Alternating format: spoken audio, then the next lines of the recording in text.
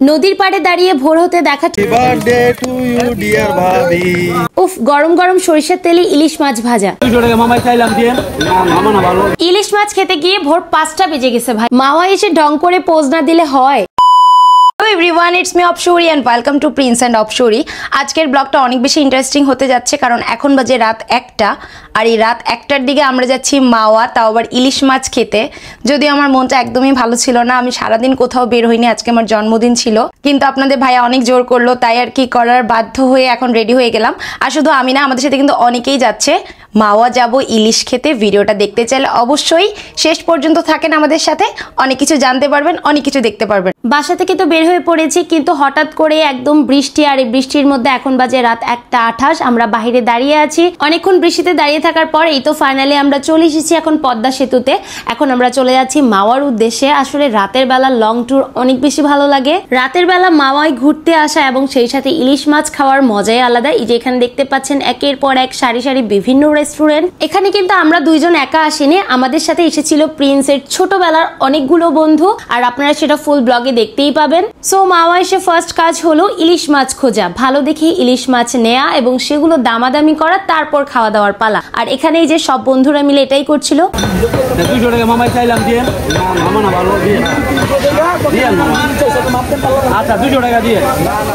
ভাই এখানে আসলে কিন্তু প্রচুর পরিমাণে দামাদামি করতে হয়, সেটা আপনারা হয়তো যারা মাওয়া যান সবসময় তারা ভালোভাবেই জানেন। এখানে প্রিন্সের বন্ধুরা মিলে সবাই প্রচুর পরিমাণে দামাদামি করছিল, আর আমি খুব শান্তিতে ছিলাম, খুবই আরামে ছিলাম, কারণ আমার কোনো চিন্তাই ছিল না।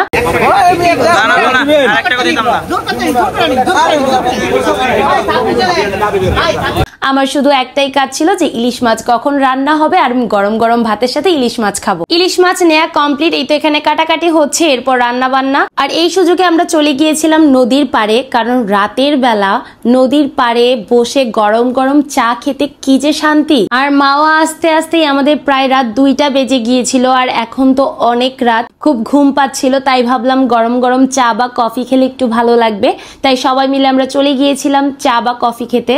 এখানে আমার ফেসটা দেখে আপনারা বুঝতেই পারছেন আমার খুবই ক্লান্ত লাগছিল, কিন্তু সব ক্লান্তি এক নিমিষেই দূর হয়ে যাচ্ছিল এই নদী দেখে, আর তার সাথে গরম গরম 1 কাপ কফি। চা খাওয়ার মাঝে আবার বৃষ্টি শুরু হয়ে যায়, তাই আমরা আবার চলে আসলাম আমাদের সেই রেস্টুরেন্টে। আসার পর দেখলাম আমরা যে মাছটা নিয়েছিলাম সেটা একদমই কাটাকাটি কমপ্লিট, এখন জাস্ট ভেজে দিবে, তারপরে খাওয়ার পালা। আসলে প্রচুর ক্ষুধা লাগছে, সামনে ইলিশ মাছ সরিষার তেলে ভাজা, এই ঘ্রাণটা যখন নাকে আসে মনে হয় যে ভাই আর অপেক্ষা করা যায় না, কখন খাবো।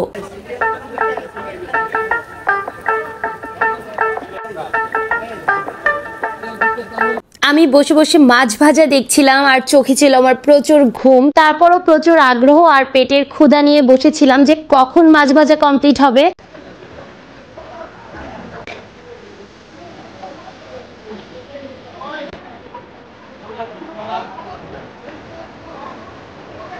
সো কেমন লাগলো আপনাদের মাছ ভাজা দেখতে?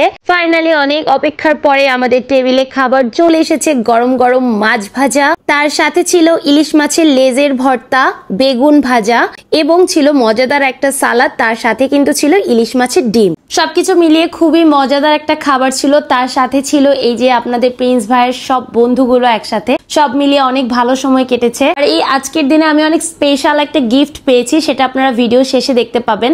আমি আসলে এটা জানতামই না, আমি টোটালি জানতাম না, আর এখানে আসার পর যে এরকম একটা সারপ্রাইজ পাবো সেটা আমার একদমই চিন্তার বাহিরে ছিল। এই যে ভিডিওটা এখন আপনারা দেখছেন এটা ঠিক 21শে আগস্টের ভিডিও, যদিও অনেক লেট করে আপলোড দেওয়া হচ্ছে কারণ অনেক ব্যস্ত ছিলাম, সবকিছু মিলে কোনোভাবে এডিট করা হচ্ছিল না। আর এই দিনটাতে আমার প্রচুর মন খারাপ ছিল কারণ আব্বু আম্মুকে আমি অনেক বেশি মিস করতেছিলাম। সারাদিন আমি কোথাও বের হইনি, জোর করে আপনার ভাইয়া আমাকে রাতের বেলা এই মাওয়াতে নিয়ে এসেছে। সো আজকে যে আমি এরকম একটা মানে এভাবে, যাই হোক, এই তো সবাই মিলে আমরা খাওয়া দাওয়া করছি, আর এই খাওয়া দাওয়া শেষ করতে করতে এখন কিন্তু ভোর 5টা বাজে। আর ঠিক এই মুহূর্ত পর্যন্ত আমি জানতাম যে খাওয়া দাওয়া শেষ করে এখন আমরা বাসায় চলে যাব, আর ঠিক তখনই এরকম একটা প্রাকৃতিক সৌন্দর্য আমি দেখতে পাই যেটা আসলে এক মুহূর্তে মন ভালো করার মতো।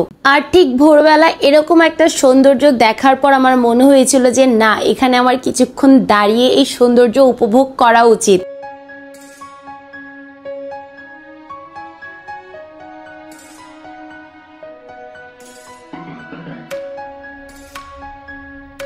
আর তারপর আমাকে নিয়ে আসা হয় ঠিক এই জায়গাটা। এখানকার নামটা কি আমি জানি না, কিন্তু অসম্ভব সুন্দর ছিল জায়গাটা।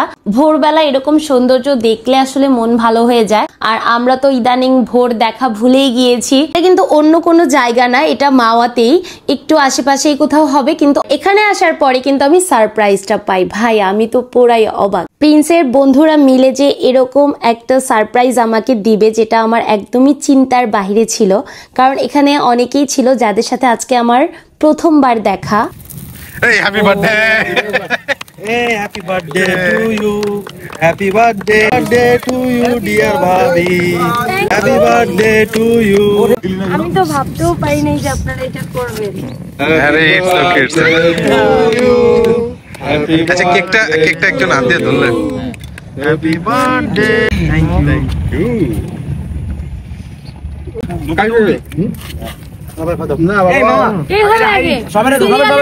ক্যামেরাম্যান আগে খেতে। এই মুহূর্তটার পর আমার মনটা অনেক বেশি ভালো হয়ে গিয়েছিল। আসলে কখনো কখনো রক্তের সম্পর্ক ছাড়াও কিছু কিছু মানুষ কতটা আপন করে নিতে পারে, তাই না? সবকিছু মিলিয়ে আজকের দিনটা অনেক বেশি ভালো কেটেছে। আজকের ব্লগটা এখানেই শেষ করব। ভিডিওটা ভালো লাগলে অবশ্যই আমাদের ইউটিউব চ্যানেলটা সাবস্ক্রাইব করতে ভুলবেন না। আর নামের পাশে বেল আইকনটা অবশ্যই ক্লিক করে দিবেন, তাহলে আমরা ভিডিও আপলোড দেওয়া মাত্রই আপনাদের কাছে নোটিফিকেশন চলে যাবে। আল্লাহ হাফেজ। Thank you for watching.